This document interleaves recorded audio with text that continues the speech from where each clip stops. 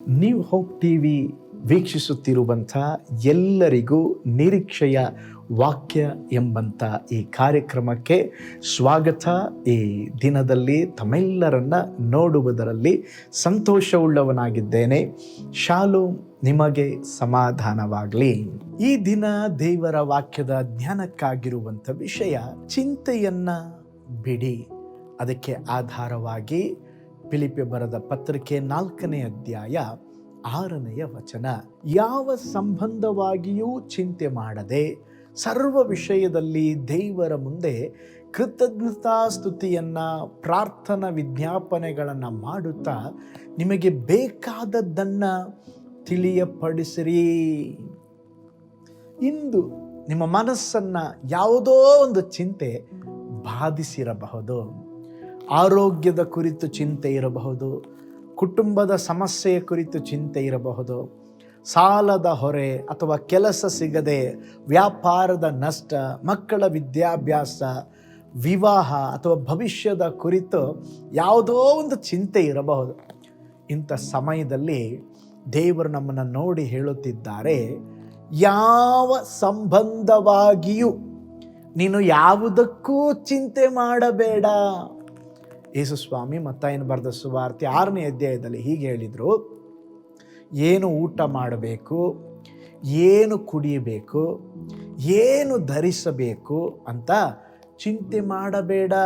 ನಾಳೆ ದಿನದ ಕುರಿತು ಕೂಡ ನೀನು ಚಿಂತೆ ಪಡಬೇಡ.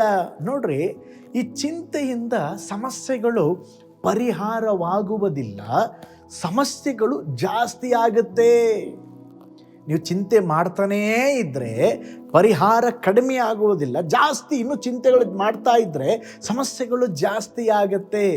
ಚಿಂತೆ ಮಾಡುವುದರಿಂದ ನಿನ್ನ ಸಾಲ ತೀರುವುದಿಲ್ಲ, ನೀನು ಚಿಂತೆ ಮಾಡುವುದರಿಂದ ನಿನ್ನ ರೋಗ ಗುಣವಾಗುವುದಿಲ್ಲ, ನೀನು ಚಿಂತೆ ಮಾಡುವುದರಿಂದ ಮಕ್ಕಳ ಭವಿಷ್ಯ ಅದು ಹೊಸತ್ರ ಸರಿಯಾಗುವುದಿಲ್ಲ.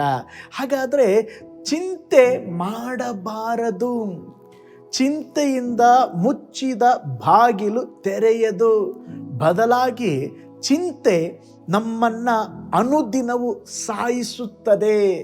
ನಾವು 70 ವರ್ಷ 60 ವರ್ಷ ಜೀವನ ಮಾಡಂಗಿದ್ರೆ ಚಿಂತೆ ಮಾಡಿದರೆ ಅರ್ಧ ಆಯುಷಲ್ಲೇ ಏನು ಮಾಡಿಬಿಡ್ತೀವಿ ಅಂತ ಹೇಳಿದ್ರೆ ಬೇಗನೆ ಪರಲೋಕ ಸೇರ್ಕೊಂಡ್ಬಿಡ್ತೇವೆ. ಅದಕ್ಕೆ ದೇವರು ಹೇಳ್ತಾ ಇದ್ದಾರೆ, ಯಾವುದಕ್ಕೂ ಚಿಂತೆ ಮಾಡಬೇಡ. ನಮಗಾಗಿ ಚಿಂತಿಸುವ ಒಬ್ಬರು ದೇವರಿದ್ದಾರೆ. ನೀವು ಚಿಂತೆ ಪಡುವಾಗ ಇದನ್ನು ಯಾವಾಗಲೂ ನೀವು ನೆನಪಲ್ಲಿ ಇಟ್ಕೊಳ್ರಿ, ನಮಗಾಗಿ ಚಿಂತಿಸುವ ದೇವರು ಇದ್ದಾರೆ. ಯೇಸು ಸ್ವಾಮಿ ಹೇಳ್ತಾರೆ ವಾಕ್ಯದಲ್ಲಿ, ನಿಮ್ಮ ತಲೆಯ ಕೂದಲುಗಳೆಲ್ಲ ಎಣಿಸಲ್ಪಟ್ಟಿವೆ. ನೋಡ್ರಿ, ಒಂದು ಸಾರಿ ಕೂದಲೆಲ್ಲ ಕೌಂಟ್ ಮಾಡಿ 2ನೇ ಸಾರಿ ಕೌಂಟ್ ಮಾಡುವಾಗ ಒಂದು 4-5 ಕೂದಲು ಏನಾಗಿರುತ್ತೆ, ಉದುರಿ ಬಿದ್ದಿರುತ್ತೆ, ಮತ್ತೆ ಲೆಕ್ಕ ತಪ್ಪಾಗುತ್ತೆ. ಅದು ಮನುಷ್ಯನ ಲೆಕ್ಕ.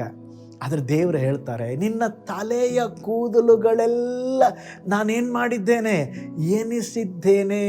ಅಲ್ಪವೆಂದು ಭಾವಿಸುವ ಕೂದಲನ್ನೇ ದೇವರು ಎನಿಸಿರುವುದಾದರೆ ನಿನ್ನ ಮಕ್ಕಳ ವಿದ್ಯಾಭ್ಯಾಸ, ನಿನ್ನ ಕುಟುಂಬ, ನಿನ್ನ ಆರೋಗ್ಯ, ನೀನು ಯಾವುದಕ್ಕೆಲ್ಲ ಚಿಂತೆ ಪಡುತ್ತಿದ್ದೀಯೋ ಅದನ್ನು ದೇವರು ಮರೀತಾರ? ನೋ, ಅವರು ಮರೆಯುವುದೇ ಇಲ್ಲ. ನಿಮ್ಮ ಬಗ್ಗೆ ದೇವರಿಗೆ ಸ್ತೋತ್ರ, ಅವರು ಕನಿಕರ ಪಡುವ ದೇವರೇ. ನಿಮ್ಮ ಜೀವಿತದಲ್ಲಿ ಒಂದು ಒಳ್ಳೆಯದನ್ನು ಮಾಡ್ತಾರೆ. ಆದ್ದರಿಂದ ನೀವು ಈ ಯಾವುದೋ ಒಂದು ಸಮಸ್ಯೆ ಚಿಂತೆ ಅಲ್ಲಿ ಇರುವಾಗ ನೀವು ಹೇಳಬೇಕು, ನನಗೊಬ್ಬ ತಂದೆ ಇದ್ದಾರೆ, ಅವರು ಸರ್ವಶಕ್ತನಾದ ದೇವರು, ಅವರಿಗೆ ಕೈಯಲ್ಲಿ ನಾನು ಎಲ್ಲ ಒಪ್ಪಿಸಿಕೊಟ್ಟು ನಾನು ಚಿಂತೆ ಮಾಡೋದಿಲ್ಲ ಅಂತ ಒಪ್ಪಿಸಿಕೊಟ್ಟು ಪ್ರಾರ್ಥನೆ ಮಾಡ್ರಿ. ಆಗ ನೋಡ್ರಿ, ನಿಮ್ಮ ಜೀವಿತದಲ್ಲಿ ದೇವರೊಂದು ದೊಡ್ಡ ಅದ್ಭುತವನ್ನು ಮಾಡ್ತಾರೆ. ಈ ಚಿಂತೆ ಒಳಗಡೆ ಬಂದರೆ ನಂಬಿಕೆ ಕಡಿಮೆ ಆಗುತ್ತೆ. ಅದಕ್ಕೆ ಪೌಲ ಹೇಳ್ತಾನೆ, ನಿಮಗೆ ಏನು ಬೇಕಾಗಿದೆಯೋ ಅಂದರೆ ಅದನ್ನು ನೀವು ಚಿಂತೆ ಮಾಡುವ ಬದಲಾಗಿ ನಾವು ಏನು ಮಾಡಬೇಕಂದ್ರೆ ಪ್ರಾರ್ಥನೆ ಮಾಡಬೇಕ್ರಿ, ದೇವರಿಗೆ ಸ್ತೋತ್ರ ಹೇಳಬೇಕ್ರಿ, ದೇವರ ಪಾದದಲ್ಲಿ ಹಿಡ್ಕೋಬೇಕ್ರಿ. 1 ಪೇತ್ರ 5:7 ಹೇಳ್ತದೆ, ನಿಮ್ಮ ಚಿಂತೆಯನ್ನೆಲ್ಲ ಆತನ ಮೇಲೆ ಹಾಕ್ರಿ. ಯಾರ ಮೇಲೆ? ಚಿಂತೆ ಮನೆಗೆ ಬಂದಾಗ ಗಂಡ ಹೆಂಡತಿ ಮೇಲೆ ಹಾಕ್ತಾನೆ, ಹೆಂಡತಿ ಮಕ್ಕಳ ಮೇಲೆ ಹಾಕ್ತಾರೆ, ಆಮೇಲೆ ಮನೆ ಬಹಳ ಚೆನ್ನಾಗಿರುತ್ತೆ. ಹಂಗಲ್ರಿ, ಚಿಂತೆ ದೇವರ ಮೇಲೆ ಹಾಕ್ರಿ. ಎಲ್ಲ ಚಿಂತೆ ಕೆಲವು ಚಿಂತೆ ಮಾತ್ರ ಹಾಕ್ರಪ್ಪ ಅಂತ ದೇವರು ಹೇಳಿಲ್ಲ. ಕೆಲವೆಲ್ಲ ಪರಿಹರಿಸಲಿಕ್ಕೆ ನನಗೆ ಆಗೋದಿಲ್ಲ, ಕೆಲವು ಮಾತ್ರ ನನ್ನ ಮೇಲೆ ಹಾಕ್ರಿ ಅಂತ ಹೇಳಿಲ್ಲ. ದೇವರು ಹೇಳ್ತಂದ್ರೆ ಎಲ್ಲ ಚಿಂತೆಗಳನ್ನು. ಹಾಗಾದರೆ ಇವತ್ತು ಒಂದು ತೀರ್ಮಾನ ಮಾಡೋಣ. ನನ್ನನ್ನು ಯಾವುದೆಲ್ಲ ಚಿಂತೆಗೆ ತಳ್ಳಿದೆಯೋ, ಅದು ಮಕ್ಕಳ ವಿಷಯವಾಗಿರಲಿ, ಗಂಡನ ವಿಷಯವಾಗಿರಲಿ, ನನ್ನ ವ್ಯಾಪಾರದ ವಿಷಯವಾಗಿರಲಿ, ಸಾಲದ ವಿಷಯವಾಗಿರಲಿ, ಆರೋಗ್ಯದ ವಿಷಯವಾಗಿರಲಿ, ಕುಟುಂಬದ ವಿಷಯವಾಗಿರಲಿ, ದೇವರೇ ಎಲ್ಲವನ್ನ ನಿಮ್ಮ ಪಾದ ಸಮ್ಮುಖದಲ್ಲಿ ನಾನು ಕೊಡುತ್ತೇನೆ. ಎಲ್ಲವನ್ನ ದೇವರಿಗೆ ಒಪ್ಪಿಸಿಕೊಡ್ರೆ. ದೇವರೇ ಎಲ್ಲ ಚಿಂತೆಯನ್ನು ನಿನ್ನ ಮೇಲೆ ಹಾಕ್ತೇನಪ್ಪ, ನೀವು ನೋಡಿಕೊಳ್ಳ್ರಿ ಅಂತ ಹೇಳ್ರಿ. ನಿಮ್ಮ ಚಿಂತೆಯನ್ನು ದೇವರ ಕೈಗೆ ಒಪ್ಪಿಸಿಕೊಡ್ರಿ. ದೇವರು ಎಲ್ಲ ಪರಿಸ್ಥಿತಿಗಳನ್ನು ಬದಲಾಯಿಸ್ತಾ. ಹಾಗಾದರೆ ನೀವು ಚಿಂತಿಸಬೇಕಾಗಿಲ್ಲ. ನಿಮಗೋಸ್ಕರ ದೇವರು ಚಿಂತಿಸಲು ಇರುವಾಗ ನಿಮ್ಮ ಭಾರಗಳನ್ನು, ಚಿಂತೆಗಳನ್ನು ಏಸಪ್ಪನ ಪಾದದ ಬಳಿಯಲ್ಲಿ ಇಡಿರಿ. ನಾವು ಪ್ರಾರ್ಥನೆ ಮಾಡಿಕೊಳ್ಳೋಣ. ಪರಲೋಕದಲ್ಲಿ ವಾಸ ಮಾಡುವ ನಮ್ಮ ತಂದೆಯಾದ ದೇವರೇ, ಚಿಂತೆ ಮಾಡಬೇಡ್ರಿ ಎಂಬುದಾಗಿ ಹೇಳಿದ್ದೀರಪ್ಪ. ಅನೇಕ ಸಾರಿ ನಮಗೆ ಅರಿವಿಲ್ಲದ ಹಾಗೆ ಚಿಂತೆ ಮಾಡಿ ನಾವು ಆರೋಗ್ಯವನ್ನು, ನಮ್ಮ ಜೀವಿತವನ್ನು ನಷ್ಟಪಡಿಸಿಕೊಂಡಿದ್ದೇವೆ ಅಪ್ಪ. ಇನ್ನು ಮುಂದೆ ಚಿಕ್ಕ ವಿಷಯಕ್ಕೂ, ಮನೆಯ ವಿಷಯವಾಗಿರಲಿ, ಮಕ್ಕಳ ವಿಷಯವಾಗಿರಲಿ, ಎಂಥ ವಿಷಯವಾಗಿದ್ದರೂ ದೇವರೇ, ನಾನು ನಿಮ್ಮನ್ನು ನಂಬಿದ್ದೇವಪ್ಪ.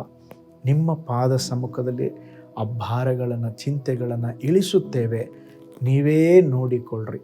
ನಮ್ಮ ಜೀವಿತದಲ್ಲಿ ದೇವರೇ, ನೀವು ಜೊತೆಯಲ್ಲಿದ್ದು ಈ ಎಲ್ಲ ಚಿಂತೆಗಳಿಂದ, ಗಡಿಬಿಡಿಗಳಿಂದ, ಸಮಸ್ಯೆಗಳಿಂದ ಒಂದು ಬಿಡುಗಡೆಯನ್ನು ಕೊಡ್ರಿ. ಯಾರೆಲ್ಲ ಸ್ವಾಮಿ ಬಹಳ ಕಠಿಣ ಪರಿಸ್ಥಿತಿಯಲ್ಲಿ ಹಾದು ಹೋಗುತ್ತಿದ್ದಾರೆ, ಎಲ್ಲರಿಗೂ ಸಹಾಯ ಮಾಡಿರಿ.